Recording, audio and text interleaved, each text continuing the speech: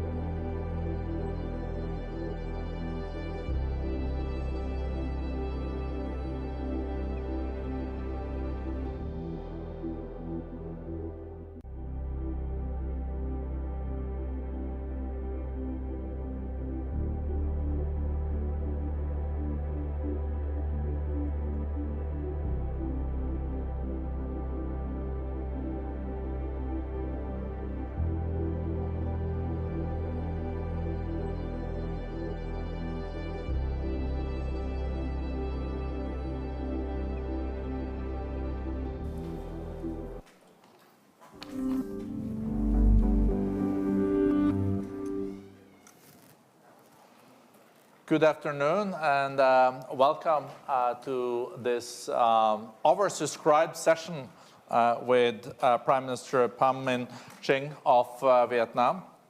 So happy to have you here back at Summer Davos, Prime Minister. And as you saw, there is still a huge queue outside that we're not able to fit into this room. I guess that says something about the huge interest in your country. So I guess you take it as a compliment.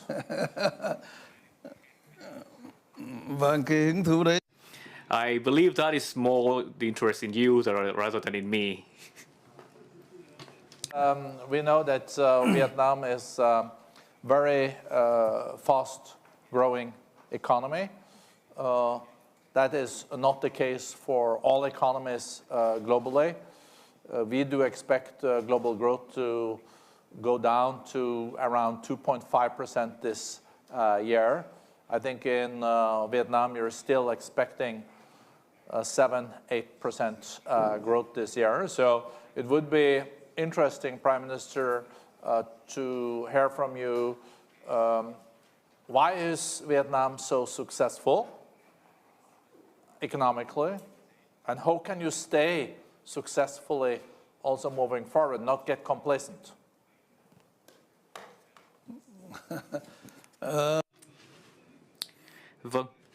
Thank you very much for your question.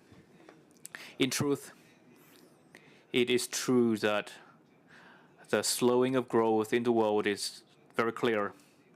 While Vietnam is against this tide, we seek to increase our growth because we have set our target, the centenary target, by 2045 to be a developed high-income country.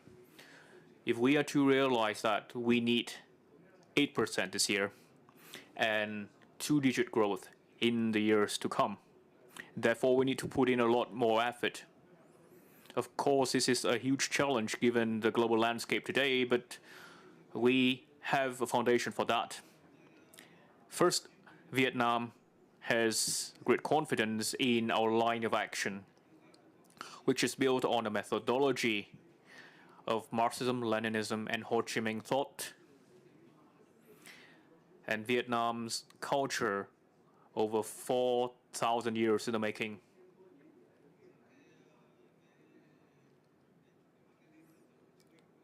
With this combination of Marxism, Leninism, Ho Chi Minh thought, and our culture of 4,000 years applied creatively in the current landscape.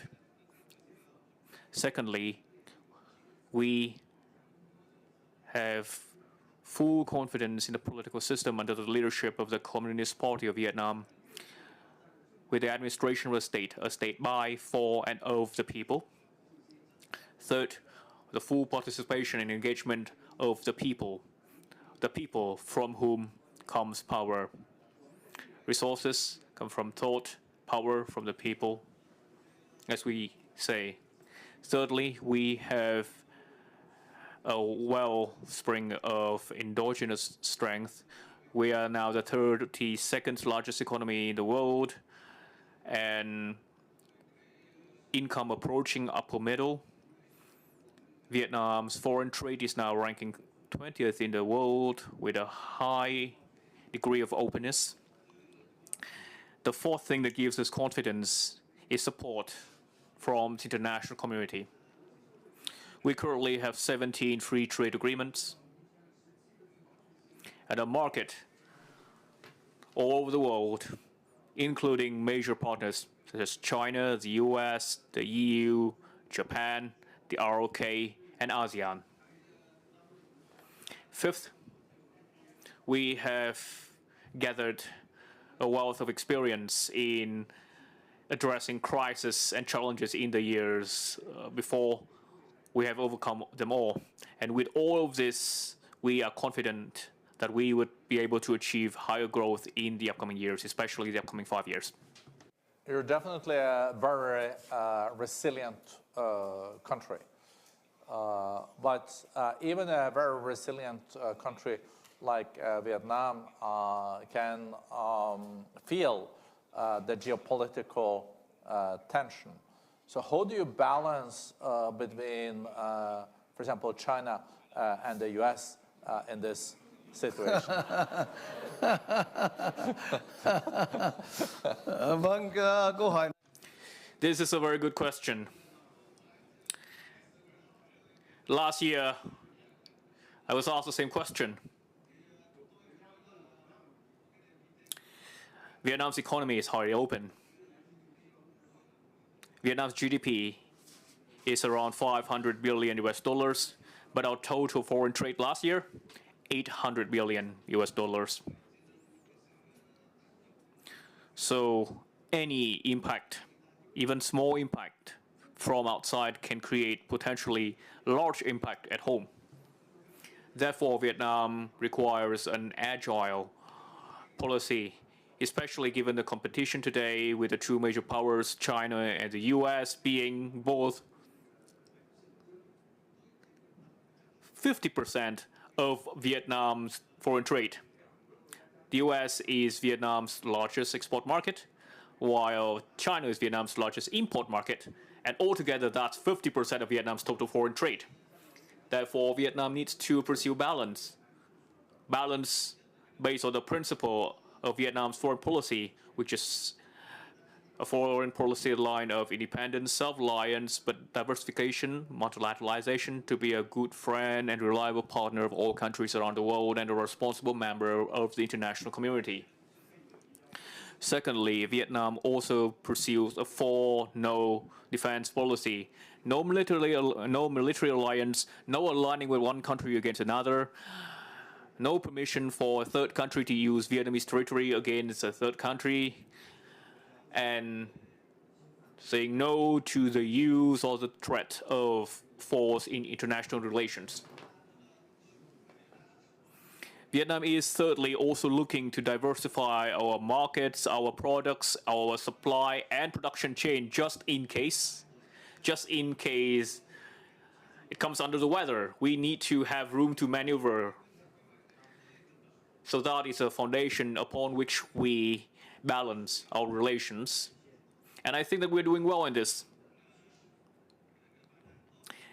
Vietnam is a good trade partner with China. It's a good trade partner with the US, with the EU, with the ROK, with Japan and ASEAN member states.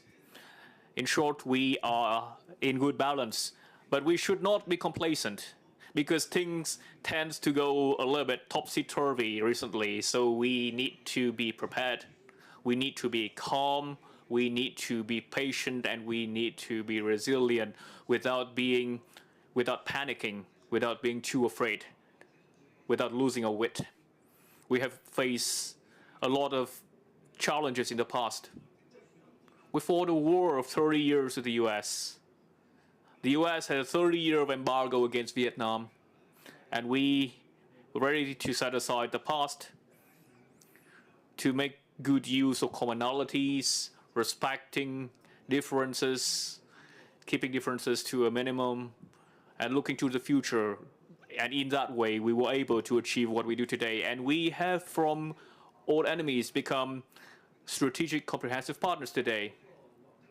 And General Secretary To Lam has had a very open discussion with President Trump given the event of the 2nd of April.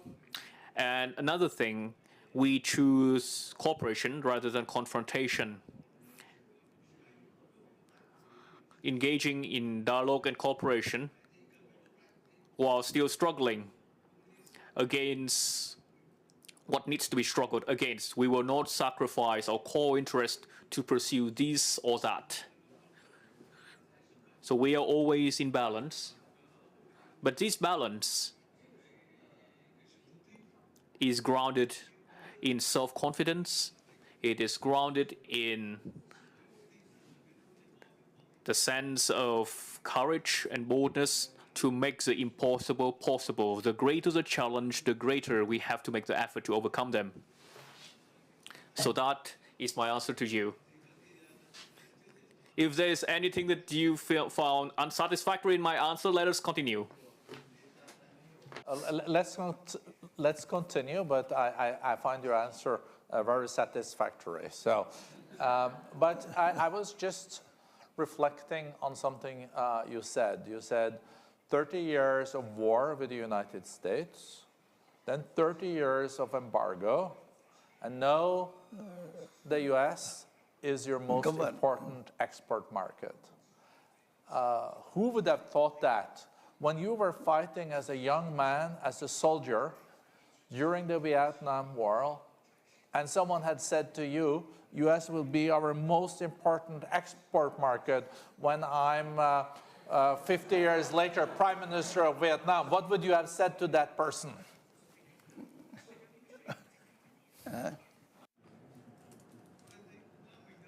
I do believe that that's quite a normal thing because we all need to grow up and we all have our own past, but we need to put the past behind and to move forward to the future. And therefore, we need to choose the best path for ourselves to the future, and we need to explore all of the best things, good things that happened in the past to build the future. And each person's growth depends on many factors, but the most important thing is to remain in goodwill with a strength and toward goodwill and good deeds in life, and working towards the good deeds for other people around us.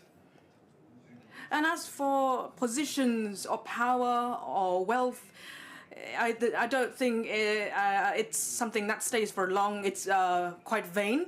And the most important thing is to work in all sincerity, to value all of the friends, all of our friends that are close to us, all of the close relationships that we have, so that we could act with humanity, with humanitarian towards one another. And that's the philosophy of sincerity, of candidness, and trust, and hope for the future, for the better future.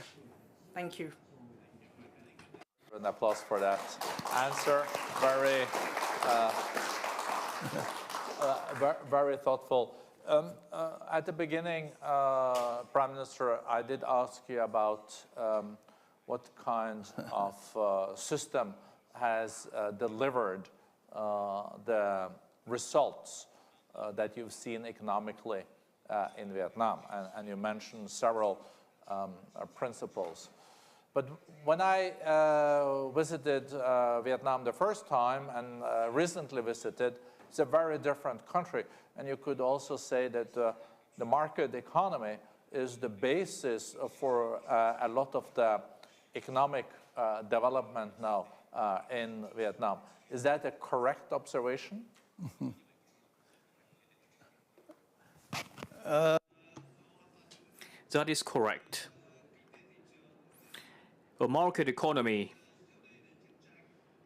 let's let's go back to the past. 40 years ago, 50 years ago, we went through war. We were a war-torn country. The 20th century saw Vietnam among the countries suffered the most in the world. The wars we have seen today does not quite compare to that in Vietnam. Currently in Vietnam, there are 3 million victims of Agent Orange, 300,000 war martyrs whose remains have yet to be found. The UXOs everywhere, and anything we do requires a clearance of mind. So that goes to show the war that happened to us was truly awful. But we would never bend our knees. And we have to stand up. And we have identified that self-resilience is the way we have to go. We have to stand up and work with our soil, with our water, which is to say to build an economy that is independent, resilient, and self-reliant. What does this mean? This means pursuing a market economy. This means pursuing the law of supply, demand, and value. We have to face this, and we move to this from a centrally planned economy grounded in 3 pillars. The first is to remove the bureaucratic system. The second, a multi-sector economy. And 3, a globally integrated economy. So these are the duality of this. We have to build a self-reliant, independent economy that is still engaged in international integration, because all the things that happen to us are global, a whole of people, and comprehensive. So no country can settle them alone. Not even the US, not even China can address such major issues as COVID-19, such as climate change, or even the strategic competition as we see in the world today, a trade war. All of this has to be solved. Even the greatest of tension has to be solved through discussion and concession. So on what do we build our economy of self-reliant? The first, the Vietnamese people. The second, the Vietnamese nature. And the third, the tradition of Vietnam's history, a heroic history of more than 4,000 years in the making.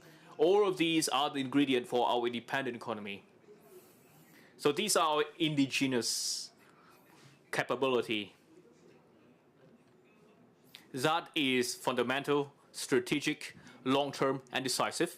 But external resources that we can call upon would be game-changing.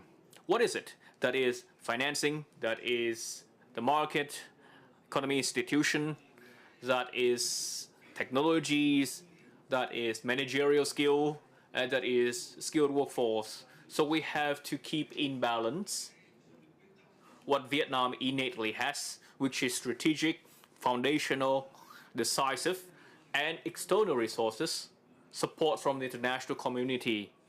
This means financing, technology, the market economy, institutions, smart administration, and human resource training. So the interaction, the interplay of external and internal resources would foster Vietnam's independent and internationally integrated economy. If we do not identify this duality, if we just depend on Vietnam, on what Vietnam has, it would be unable to achieve much. And if we depend entirely on external resources, we would also not achieve what we have today. So that is my answer to your question. Thank you. You're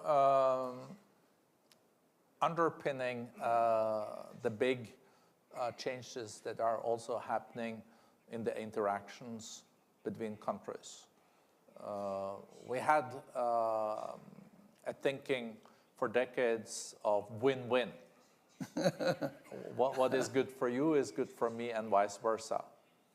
And now we are seeing more of a competition.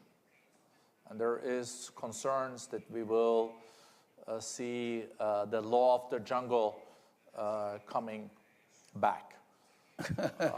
How do you see the world being organized in the future realistically, where you can, of course, there will be competition, but there also has to be cooperation on the areas you mentioned, like future pandemics, climate change, cybercrime. Could Vietnam be someone that could bring countries together and shape a path forward, or are we going to be in very tough competition only in the coming years?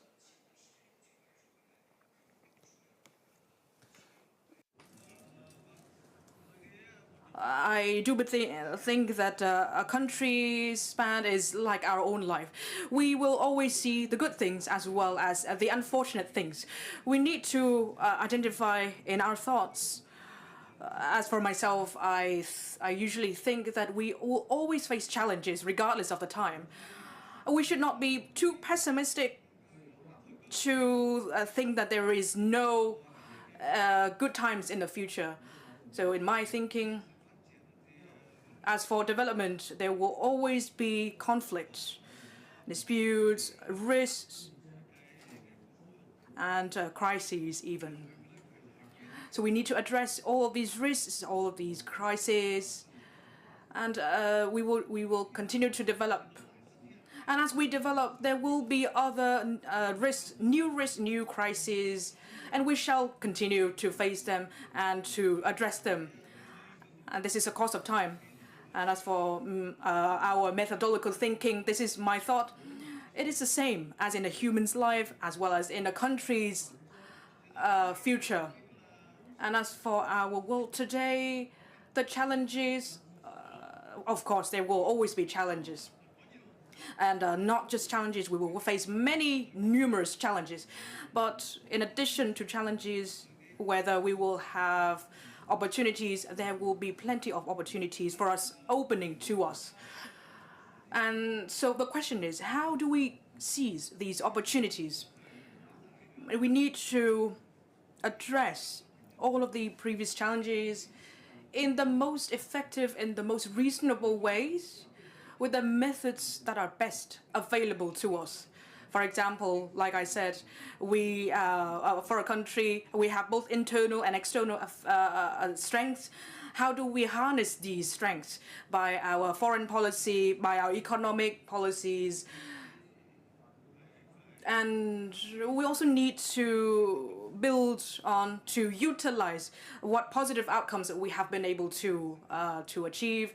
We need to put development, we need to put the people at the center, at the momentum of time, so that we could harness the positive changes.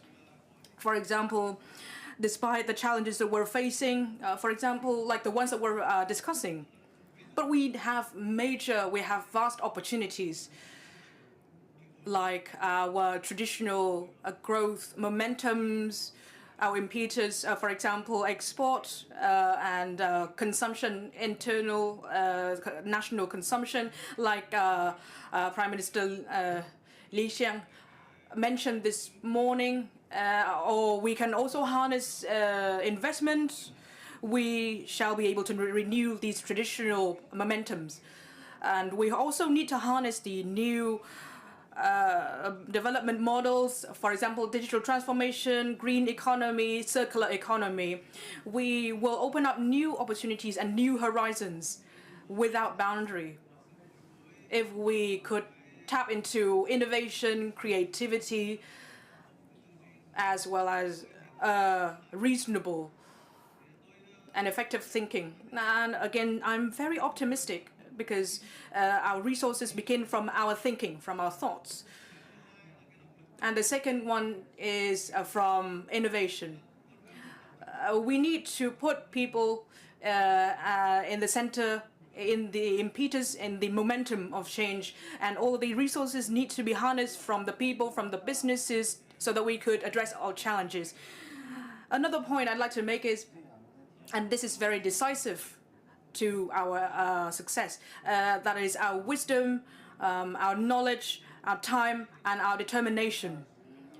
And despite our challenges, current challenges, or challenges in the future, as long as we have our methodological, reasonable methodological thinking, and we apply these in the context of the international arena, in the context of our own economies, we will be able to find solutions to address the challenges, to reach effective cooperation.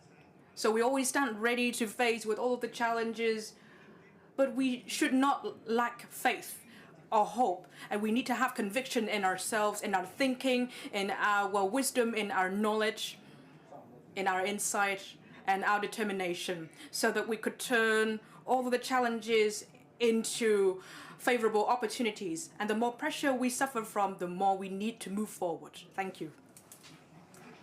Thank you.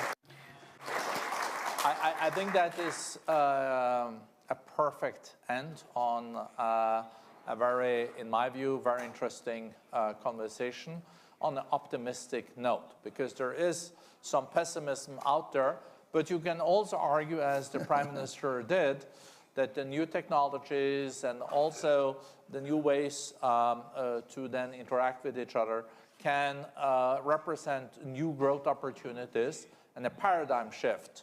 Maybe we're faced with the second industrial revolution in this context. So let's do as the Prime Minister of Vietnam, look at the glass half full instead of half empty.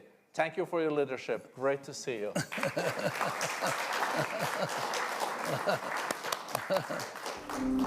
Thank you. Thank you.